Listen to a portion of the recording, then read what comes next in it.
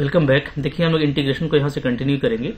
तो ये हम लोगों का डेफिनेट इंटीग्रेशन का सेशन चल रहा है और काफी सारे क्वेश्चन हम लोगों ने प्रैक्टिस किए थे, प्रॉपर्टीज भी देखा था। तो अभी हम लोग प्रॉपर्टीज ऑफ डेफिनेट इंटीग्रेशन को कर रहे हैं। तो यहाँ पे देखो कुछ इंपॉर्टेंट क्वेश्चन लगा हुआ है। इससे पहले भी मैंने बहुत सारा क्वेश्चन आपको कराया है, जिसमें स्पेशली जो मॉडुलस फंक्शन होता है यानी एब्सोल्यूट फंक्शन होता है, उसको कैसे हम इंटीग्रेट करते हैं यूजिंग प्रॉपर्टी, वो काफी इंपॉर्टेंट था। तो आई होप आपने उसको खूब अच्छे से देखा था, ठीक है, समझ में भी आ गया है। अब आज देखो, आज जो हम स्टार्टिंग में डिस्कस कर रहे हैं वो यहाँ पे आप देख सकते हो, वो है आपका ग्रेटेस्ट इंटीजर फंक्शन, ठीक है। तो अगर ग्रेटेस्ट इंटीजर फंक्शन का इंटीग्रेशन आता है तो ये भी काफी जल्दी बनता है, क्योंकि ग्रेटेस्ट इंटीजर फंक्शन में जब भी आप फंक्शन का वैल्यू देखोगे तो वो आपको क्या मिलेगा, इंटीजर मिलेगा, लेस देन एक्स मिलता है, ठीक है। तो इससे आपको ये काफी जल्दी बनता है। तो पहले आपको इस फंक्शन को जानना है, और कई बार मैंने डिस्कस किया है कि जो ग्रेटेस्ट इंटीजर एक्स होता है वो क्या होता है, वो आपका होता है एक इंटीजर वैल्यू, ठीक है। एक इंटीजर होगा, कौन सा इंटीजर होगा, तो जो x से जस्ट छोटा होगा और x के नियर बाई होगा, ठीक है। So integer less than x, okay. अब चूंकि ये आपका x के नियर बाई होता है तो इसको हम लोग बोलते हैं क्या, greatest integer less than x, ठीक है जी। जैसे मान लो हम लोग बात करें यहाँ पे कि अगर 3.4 है तो उसका वैल्यू क्या होगा, 3 होगा, ठीक है। इनफैक्ट अगर हम लोग 3.95 का वैल्यू निकाले तभी वो 3 ही आएगा, क्योंकि आपको इससे छोटा लेना होता है इंटीजर, ठीक है, जो सबसे बड़ा हो। इससे छोटा तो 2 भी है, 1 भी है, बट सबसे बड़ा लेना होता है, तो सबसे बड़ा यहाँ पे 3 है, ठीक है। तो यहाँ पर 3.01 है तो इसका भी वैल्यू 3 ही होगा। तो इसका मतलब ये है, अगर आप देखोगे कि 3 से लेकर के 4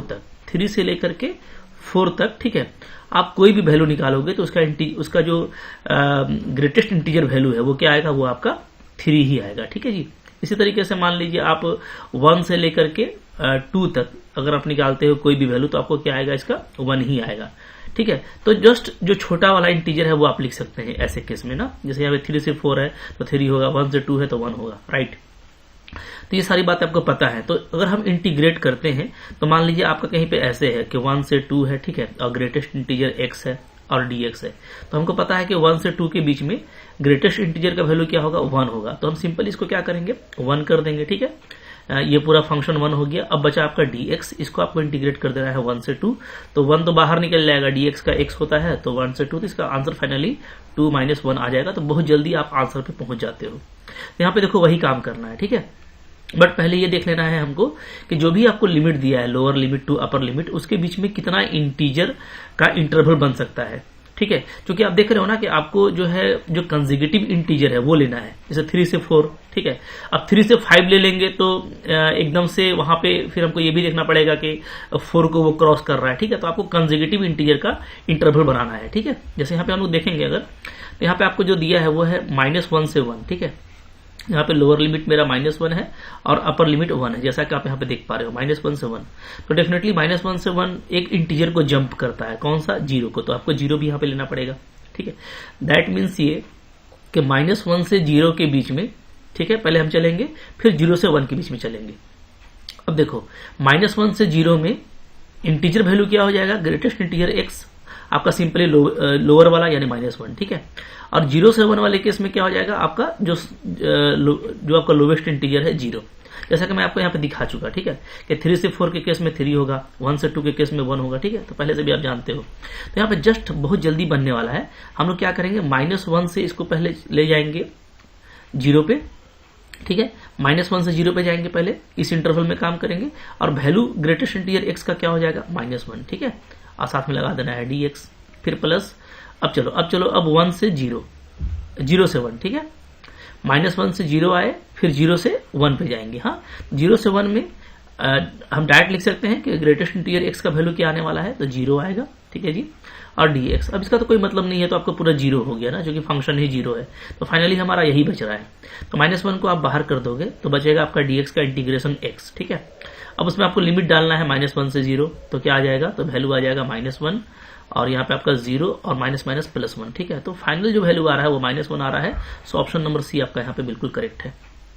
तो काफी फास्ट बनता है ऐसा क्वेश्चन। बस हमको क्या है, कंसेक्यूटिव इंटरवल का, कंसेक्यूटिव इंटीजर्स का इंटरवल बना करके, ठीक है। चूंकि ग्रेटेस्ट इंटीजर x है तो हमको बस जो है देख लेना है कि जो भी ग्रेटेस्ट इंटीजर x वैल्यू होगा वो हम लिख के काम कर लेंगे, ठीक है। क्लियर है। अच्छा, अब देखो, ये तो हो गया थोड़ा सा सिंपल क्वेश्चन था, ठीक है, और ये बहुत इंपॉर्टेंट क्वेश्चन है। इस तरह क्वेश्चन तो केवी वगैरह में भी कई बार पूछा गया है। अब यहाँ पे देखो थोड़ा सा उसको अपडेट किया है, अपग्रेड किया है 12 नंबर में। यहाँ पे आपको 0 से 2 पूछ दिया है, और ग्रेटेस्ट इंटीजर जो फंक्शन लिया गया है ना, जो फंक्शन लिया गया है वो क्या है, वो है हमारा एक्स स्क्वायर, ठीक है। तो अब आपको देखो, अब फंक्शन एक्स स्क्वायर है, ये आप ध्यान दीजिएगा। हाँ, जब हम एक्स स्क्वायर की बात करेंगे तो अब हम ये देखेंगे कि एक्स स्क्वायर के केस में 0 से 2 के बीच में कितना कंसेक्यूटिव इंटीजर का इंटरवल बन सकता है। तो बात समझिएगा, ठीक है। जैसे देखो, जैसे मैं ये बोल रहा था कि अगर 1 से लेकर के 2 तक है, ठीक है, 1 से 2 के बीच में आप इसका ग्रेटेस्ट इंटीजर निकालोगे तो इसका क्या मिलेगा, 1 मिलेगा, ठीक है।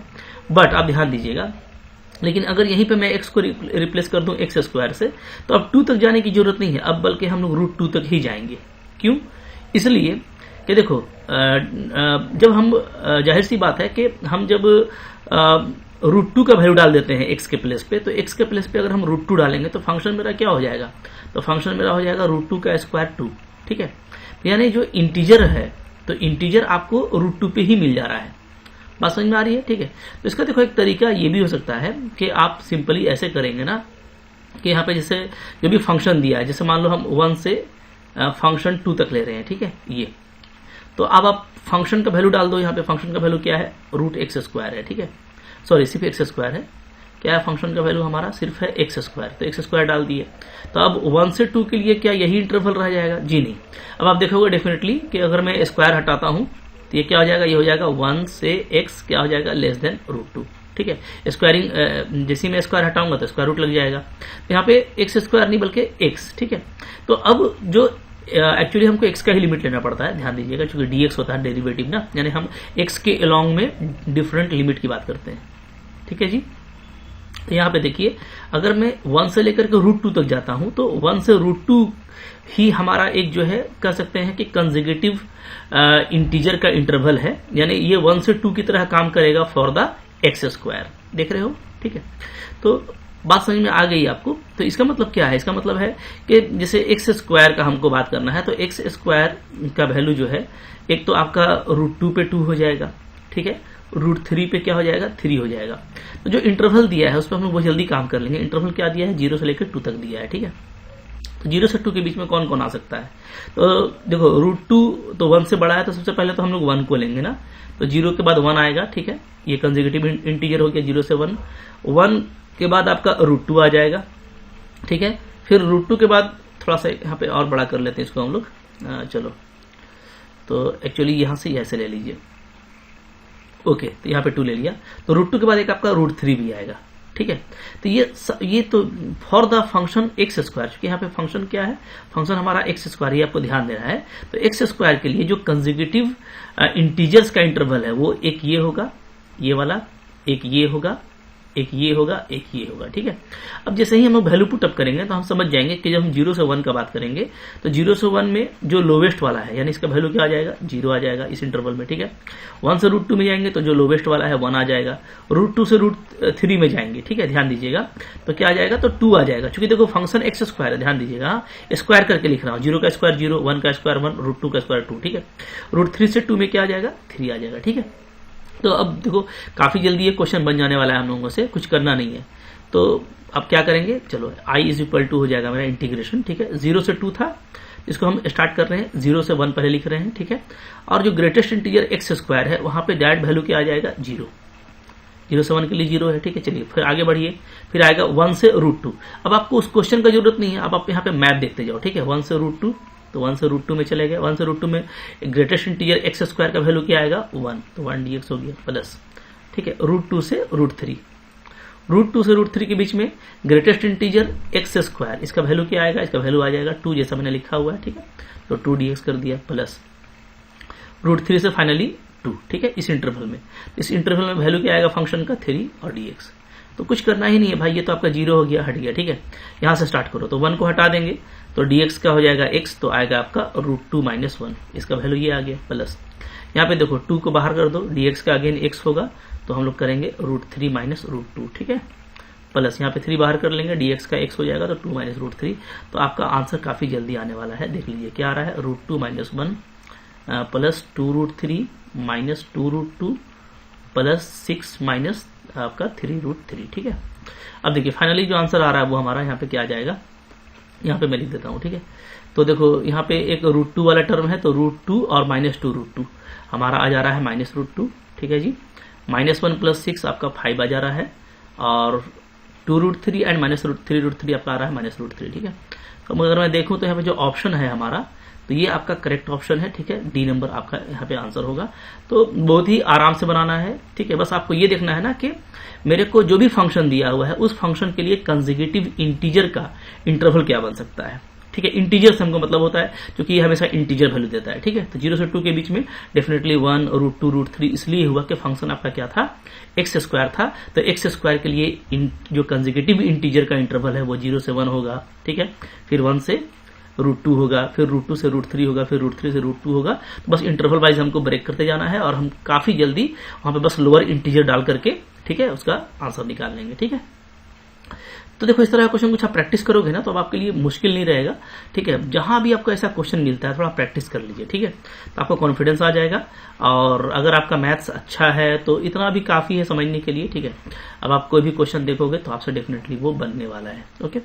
अब इस क्वेश्चन को थोड़ा ट्राई कीजिए, जैसा मैंने बताया इसी कॉन्सेप्ट के अकॉर्डिंग वीडियो पॉज कीजिए और सोचिए कि √x के लिए, चूंकि यहाँ पे फंक्शन क्या है, फंक्शन आपका है √x, ध्यान दीजिए। हाँ, तो √x के लिए बस आप ये सोच लो कि जो हमको दिया है इंटरवल वो 0 से 3 है, तो 0 से 3 के बीच में कौन कौन सा, ठीक है, हम कंसेक्यूटिव इंटीजर का इंटरवल बना सकते हैं। आई होप आप लोगों ने कर लिया होगा, ठीक है। नहीं किया तो अभी भी कर लीजिए, करके ही देखिए मेरा। तो अब देखो यहाँ पर हम लोग कैसे करेंगे, जैसे मैं बात करूं 0 से 3 के बीच में, तो 0 से 3 के बीच में चूंकि √x है, ध्यान दीजिएगा ना, तो √x कभी इंटीजर बनेगा, √1 पे वो इंटीजर वैल्यू है, ठीक है। फिर अगर मैं बात करूं क्या 2 लेने से काम होगा, तो 2 लेने से काम नहीं होगा। अगर आप x को 2 लोगे तो आपका √2 आएगा, ये इंटीजर नहीं है। x को अगर 3 लेते हैं तो 3 लेंगे तो √3, खैर 3 तो मेरा लास्ट है, ये तुमको लेना ही। तो 0 से 3 के बीच में क्या ले सकते हैं, सिर्फ आप 1 ले सकते हैं, सिर्फ 1, ठीक है। 2 क्यों नहीं ले रहा, इसलिए कि भाई आप 2 लोगे तो 2 पे आपको जो आउटपुट मिलेगा, जो फंक्शन वैल्यू है वो √2 मिलेगा, ठीक है। 2 डालेंगे x का वैल्यू तो fx क्या आ जाएगा, √2 आ जाएगा। ये इंटीजर तो नहीं, हमको इंटीजर से मतलब है, ठीक है। तो यहाँ पे सिर्फ एक ही जो बीच में इंटीजर आ रहा है 1, तो यहाँ पे सिर्फ 2 ही इंटरवल बनने वाला है, 0 से 1, 1 से 3।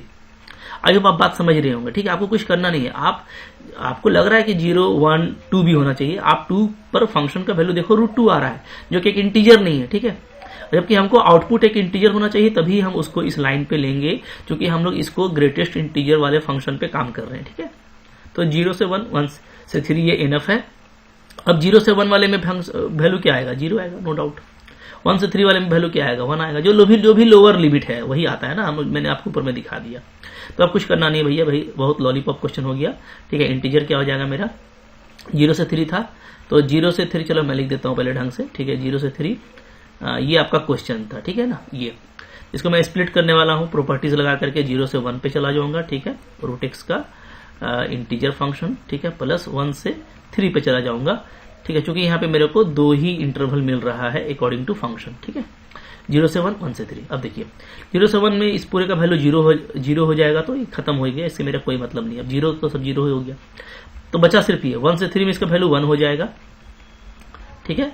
इसका वैल्यू 1 हो जाएगा और साथ में dx, ठीक है जी। चलो तो x को बाहर कर दो, x का इंटीग्रेशन, dx का इंटीग्रेशन x होता है, सो ओनली x बचेगा। 1 से 3, 3 - 1, 2 आपका आंसर हो गया। तो कितना चुटकी में आंसर आ रहा है ना, देखो कितना फास्ट बन रहा है भैया, बिंदास तरीके से ऐसे ही बनता है, कॉन्फिडेंट रहिए, ठीक है। कुछ करना नहीं है, ओके। तो आई होप आप इस तरीके से इसको एंजॉय कर रहे होंगे, इसी तरीके से आपको बनाने का एग्जाम में कोशिश करना है, ठीक है। चलो आगे देखो, इसके बाद तो बहुत फेमस क्वेश्चन दिख रहा है हम लोगों को, 14 नंबर, ठीक है। तो ये जो मैंने बताया ना ग्रेटेस्ट इंटीजर वाला, ये आप थोड़ा सा प्रैक्टिस करके रखिएगा। कुछ डिफरेंट क्वेश्चन भी आपको मिलता है तो आप करिए, ठीक है। नहीं बनता तो डेफिनेटली आप मुझको कमेंट करके पूछ सकते हो, या आप मेरे एप्लीकेशन पे हो तो आप व्हाट्सएप पे पूछ सकते हो, कोई इशू नहीं है, ठीक है। चलो अब यहाँ पे देखो क्वेश्चन नंबर 14 को कैसे बनाने वाले हैं। तो 14 में आप देख रहे हो ऊपर में रूट साइन रूट कॉस है, ठीक है। 0 से π/2 पे काम करना है। तो भाई हमको तो लगता है ये सबसे फेमस क्वेश्चन है एनसीईआरटी का, जिसको बच्चा जानता है, सर देख के ही बता देगा कि π/4 आंसर होगा। सर इसका काम मत कीजिए, क्योंकि मतलब अंडरस्टूड है, प्रैक्टिस काफी अच्छी रहती है, बहुत बार ऐसा क्वेश्चन आया हुआ है, तो एकदम रटा हुआ जैसा आंसर होता है, ठीक है। अच्छा अब दिखता भी है, अगर मैं बात करूं यहाँ पे तो कुछ करना होता नहीं, 0 से π/2 ये आपको दिया हुआ है क्या है, रूट साइन, नीचे में क्या है, नीचे में है आपका root sine x plus root cos x d x. ठीक है, ये हमारा क्वेश्चन है। अब देखो इसमें हम लोग जो प्रॉपर्टी लगाते हैं वो ये वाला जो फेमस प्रॉपर्टी है कि 0 से a F x d x को, ठीक है, हम लोग क्या लिख सकते हैं, हम लोग लिख सकते हैं 0 से a F A minus x d x, मतलब कि जो भी आपका x है ना उसको हम रिप्लेस कर सकते हैं कैसे, upper limit minus x, upper limit minus x. ठीक है, तो यहाँ पे चूंकि 0 से पाई बाई 2 है तो यहाँ पे इसको पहले इक्वेशन 1 कर लीजिए। हाँ, ये पूरा इक्वेशन 1 हो गया। तो यहाँ पे हम लोग फिर से क्या करेंगे, 0 से पाई बाई 2, तो मैं ऊपर में क्या करूंगा, रिप्लेस कर दूंगा साइन, ठीक है, पाई बाई 2 माइनस एक्स। ठीक है जी, ऐसे अपर लिमिट माइनस एक्स, जहां भी एक्स है वहां पे उसको हटा करके अपर लिमिट यानी पाई बाई 2 माइनस एक्स कर दीजिए। ठीक है, तो अकॉर्डिंग टू डेफिनेट इंटीग्रेशन का प्रॉपर्टी से हम लोग ये काम बिल्कुल आसानी से कर सकते हैं। ये हो गया, फिर प्लस यहाँ पे भी करेंगे, जहां जहां एक्स है वहां पे हमको यही काम करना है। ठीक है, चलो dx। अब इसका फायदा क्या हुआ, इसका फायदा ये हुआ ना कि लिमिट तो चूंकि मेरा 0 से पाई बाई 2 ही रहेगा। अब देखिए ऊपर में आ गया आपका साइन 90 माइनस थीटा यानी कॉस थीटा। ठीक है, यानी कॉस एक्स। ठीक है, नीचे क्या आ गया, नीचे ये sine 90 minus x cos x हो गया, प्लस कॉस 90 माइनस एक्स आपका क्या हो गया, साइन एक्स। ठीक है, dx। अब आप देखो 1 को देखो और 2 को देखो, ये इक्वेशन 1 है, ये इक्वेशन 2 इसको देखिएगा। तो जो नीचे का जो एलसीएम वाला पार्ट है, ठीक है, चाहे आप यहाँ पे देखो चाहे आप यहाँ पे देखो, ठीक है, दोनों का एलसीएम पार्ट सही, मतलब दोनों का जो नीचे का डिनोमिनेटर वैल्यू है वो सेम है, sine plus cos, cos plus sine. तो ऐसे केस में अगर मैं 1 और 2 को ऐड करता हूं, इक्वेशन 1 और इक्वेशन 2 को, ठीक है, तो i प्लस आई, इधर चूंकि आपका i है, दोनों का वैल्यू i है, तो i और i आपका 2i हो जाएगा, इक्वल टू इधर क्या होगा, तो इधर 0 से पाई बाई 2, दोनों का चूंकि लिमिट सेम है, ठीक है, बिल्कुल ऐड कर सकते हैं।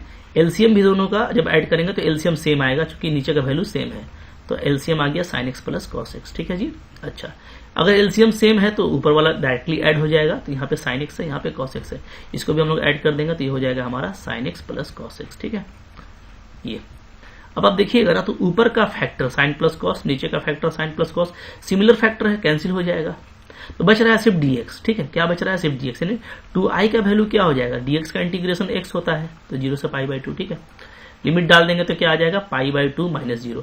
तो फाइनली 2i का वैल्यू क्या आ गया, 2i का वैल्यू आ गया पाई बाई 2, यानी यहाँ से जो इंटीग्रेशन i है वो क्या आ जाएगा, वो पाई बाई 4 आ जाएगा। तो इसलिए मैंने बोला कि ये बच्चों को याद रहता है। तो लॉलीपॉप क्वेश्चन है बट है इंपॉर्टेंट, ये सिमेट्री भी आपको याद रखना है। इस तरह का सिमेट्री का क्वेश्चन थोड़ा घुमा घुमा के भी पूछे ना तो आपको फौरन से आंसर देना है। जैसे आप देखो 15 नंबर एग्जैक्टली वही सिमेट्री है भाई। ठीक है, क्योंकि देखो साइन जब हम लोग पाई बाई 2 माइनस एक्स की बात करते हैं, मतलब 90 माइनस थीटा की, तो ये फर्स्ट क्वाड्रेंट है। क्या है ये जो ट्रांसफॉर्मेशन है ये फर्स्ट क्वाड्रेंट का है, और फर्स्ट क्वाड्रेंट में जितने भी ट्राइगोनोमेट्रिकल फंक्शन है सब क्या होते हैं, पॉजिटिव होते हैं। ठीक है, अब सब पॉजिटिव होते हैं तो चाहे कुछ भी पावर रहे, जैसे यहाँ साइन का पावर mx है, तो क्या इस पावर से कोई फर्क पड़ेगा, कुछ फर्क नहीं पड़ेगा। ठीक है, सिंपली जब आप अप्लाई करोगे तो यहाँ पे आप ऐसे लिखोगे sine pi by 2 minus x, मतलब वही प्रॉपर्टी जो ऊपर में लगाए थे। ठीक है, का पावर m, अब ये साइन 90 माइनस एक्स ये कॉस एक्स बन जाएगा, तो कॉस mx आ जाएगा। ठीक है, तो ये कॉस में चेंज हो जाएगा, तो ये साइन, ये भी कॉस में, ये भी साइन में। ठीक है, साइन आपका कॉस में चेंज हो गया, यहां भी साइन कॉस में, यहां कॉस साइन में। तो बिल्कुल लास्ट जो भी हम डिस्कस किए क्वेश्चन नंबर 14, बिल्कुल उसका सेम सिमेट्री है। ठीक है, बस यहाँ पे nth रूट लगा हुआ है तो उससे क्या फर्क पड़ेगा, ऊपर नीचे सेम आ जाएगा, कट जाएगा, तो आंसर आपका वही आने वाला है। ठीक है, इसको थोड़ा डिटेल में कर लीजिएगा, ये आपके लिए होमवर्क रहेगा। ठीक है, जैसे मैंने ऊपर में किया सेम टू सेम कीजिएगा। ठीक है, ऊपर नीचे सेम आ जाएगा, आपका काम हो जाएगा। ठीक है जी, तो nth रूट है तो आप nth रूट बस लगा दीजिएगा। ठीक है, जैसे इसमें nth रूट लगा हुआ है ऐसे, तो साइन बस आपका कॉस में चेंज कर जाएगा, तो ये आ जाएगा, साइन यहाँ पे कॉस में करेगा, कॉस साइन में करेगा, बहुत जल्दी बन जाना है। ठीक है, नेक्स्ट देखो क्या है, 16 नंबर यहाँ पे है। 16 नंबर क्वेश्चन को देखिए।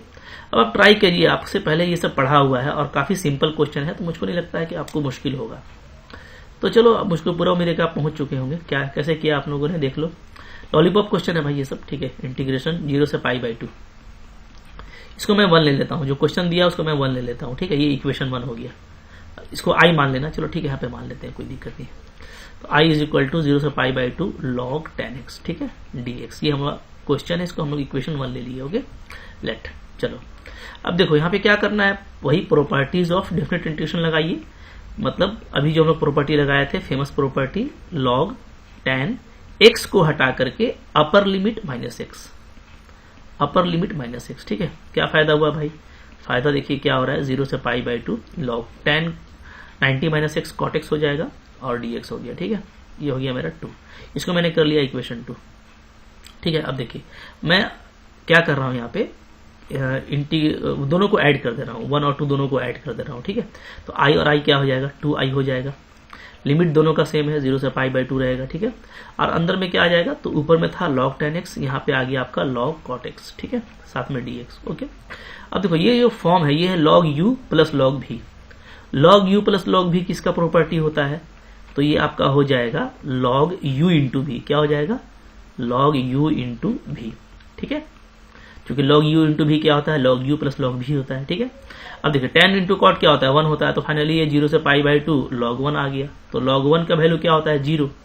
log 1 का वैल्यू क्या होता है, 0। अब log 1 0 यानी 2i का वैल्यू आपका क्या आ गया, 2i का वैल्यू आपका 0 आ गया। तो आपका इंटीग्रेशन भी क्या हो जाएगा, 0 हो गया, ठीक है। तो भाई बहुत लॉलीपॉप और इजी क्वेश्चन है, बस आपको थोड़ा हिम्मत करना है और बनाना है। डेफिनेटली इस तरह का क्वेश्चन आपसे बहुत ही आसानी से बनेगा, ठीक है।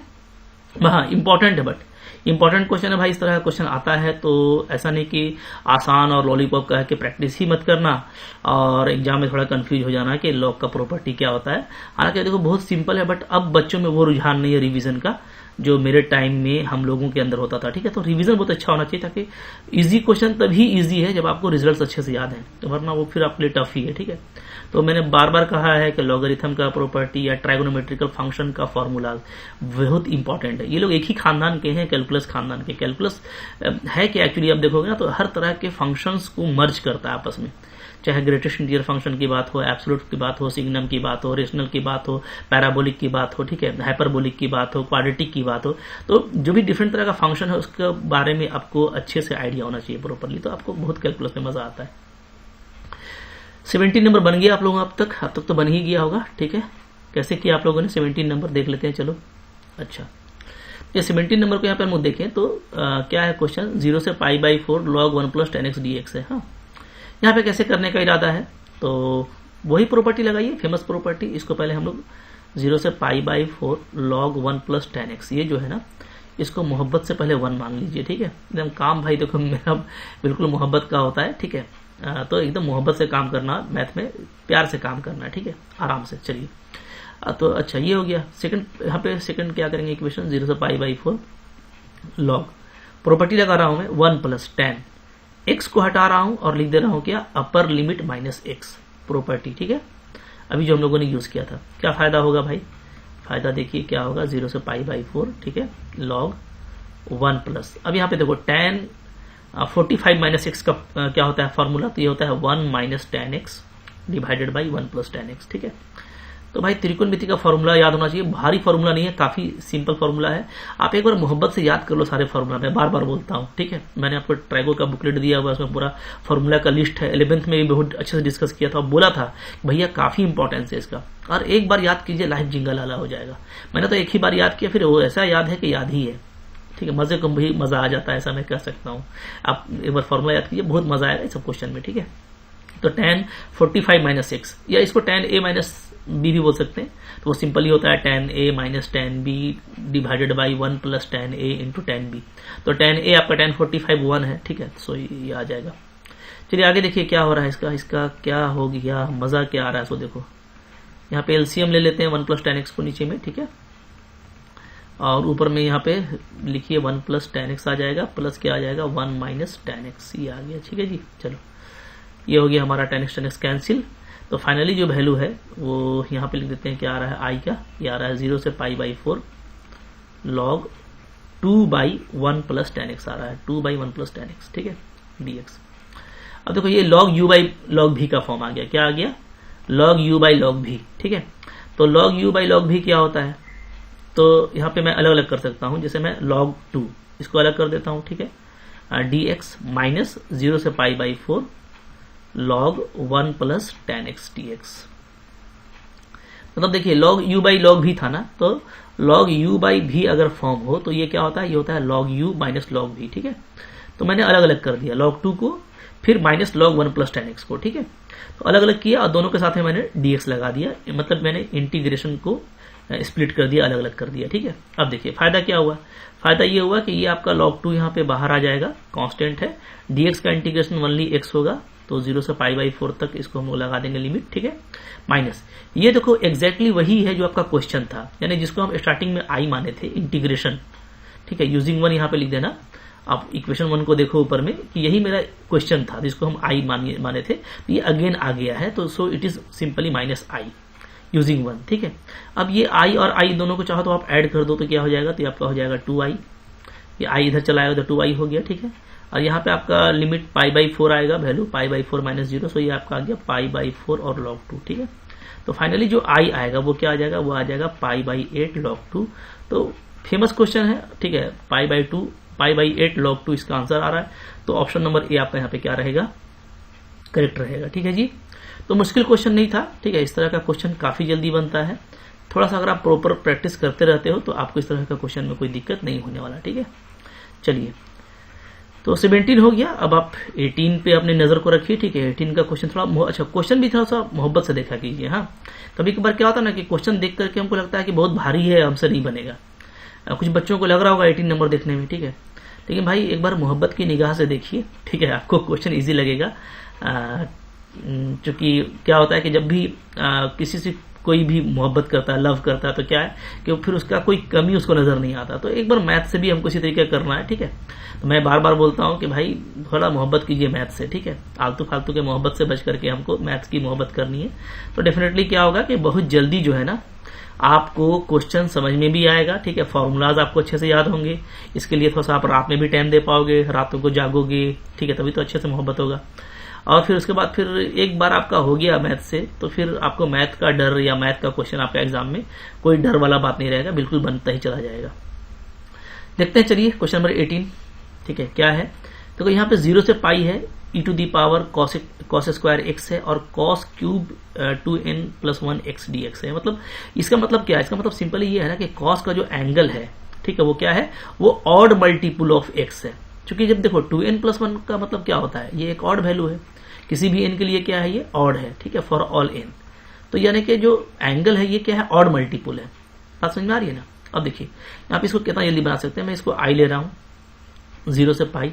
ठीक है, e⁻cos² x into cos³ 2n+1 x dx, इसको मैं पूरा को 1 ले लेता हूं, इक्वेशन 1। ठीक है, अब देखो, अब यहाँ पे मैं क्या कर रहा हूं, वही प्रॉपर्टी लगा रहा हूं, अपर लिमिट -x का, तो e⁻cos² अपर लिमिट -x, मतलब x को रिप्लेस कर दीजिएगा, अपर लिमिट -x। ठीक है, इंटू फिर यहाँ पे क्या है, cos का पावर 3 2n+1। ठीक है, यहाँ पे आपका आ जाएगा अपर लिमिट -x। ठीक है जी, और यहाँ पे dx। थोड़ा इसको और भी थोड़ा मोहब्बत से लिखना है, बता रहा हूँ कैसे मैं, 0 से पाई। अच्छा, यहाँ पे देखिए पहले cos π - x है, तो ये सेकंड क्वाड्रेंट में cos नेगेटिव होता है, बट लुक दिस स्क्वायर, इस स्क्वायर की वजह से ये क्या हो जाएगा, प्लस हो जाएगा। ठीक है, और cos π - x होता है -cos x, तो स्क्वायर करेंगे तो वापस से क्या हो गया, ये e⁻cos² x आ गया। तो ये आपका सेव रहा, जैसे पहले था वही आ गया। ठीक है, यहाँ पे थोड़ा सा हल्का सा इसको अरेंज कर दीजिए,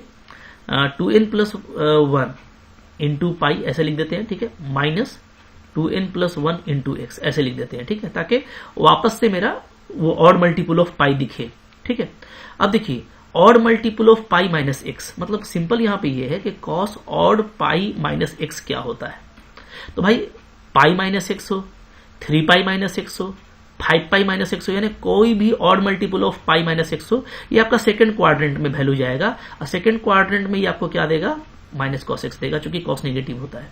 ठीक है, तो ये आपको -cos देगा, और है यहाँ पे पावर 3, तो पावर 3 की वजह से इसका ये माइनस बच जाएगा, उसको मैं निकाल सकता हूं बाहर। ठीक है, तो 0 से पाई e⁻cos² x, और ये पूरा क्या हो गया आपका cos 2n+1 x dx हो गया। मतलब और मल्टीपल ऑफ पाई का ऑपरेशन हो गया ना, कि ये सेकंड क्वाड्रेंट में वैल्यू दे रहा है, तो ये हट गया, और सिंपली जो cos odd pi -x -cos x होता है, तो ये भी आपका पूरा -cos में आ गया। ठीक है, और पावर 3 है तो उसकी वजह से माइनस रहेगा, माइनस को बाहर निकाल दिया मैंने।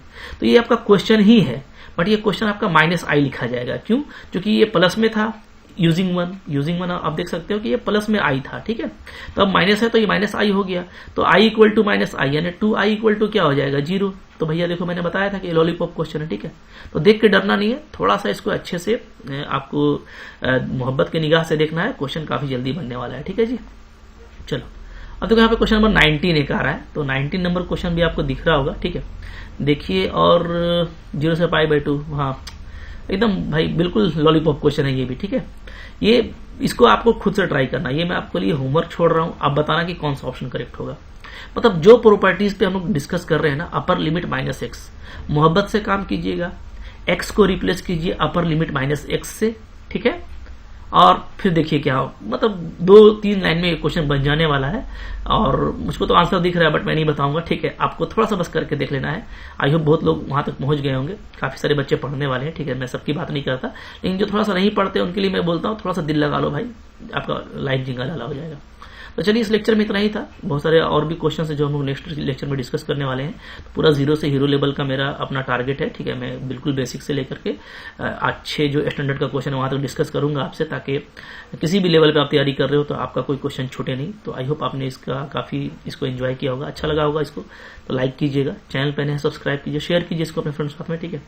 और अगर आप सिस्टमेटिक पूरा कोर्स चाहते हो, लाइक आप झारखंड टीजीटी वगैरह की तैयारी कर रहे हो, जहां पे मैथ में आपका ये सिलेबस है, तो आप चाहो तो मेरा कोर्स बाय कर सकते हो। आपको मेरा ऐप डाउनलोड करना पड़ेगा, MSc लर्न ऑनेस्टली, ठीक है। ये ऐप है, इसको इंस्टॉल कर लीजिए। वहां पे काफी अच्छे प्राइस में आपको जो है सिस्टमेटिक वीडियोस जो है रिकॉर्डेड फॉर्म में, उसके बाद बहुत सारे क्वेश्चन कराया गया है, PDF है, ठीक है, जिससे आप रिविजन कर सकते हो, प्रैक्टिस भी कर सकते हो, आप मुझसे पूछ भी सकते हो डाउट्स वगैरह। तो काफी कुछ है वहां पे, काफी मजा आएगा, ठीक है। वहां पे भी जाकर के इसको आप देख सकते हैं, ठीक है। पढ़ते रहिए, थैंक यू वेरी मच।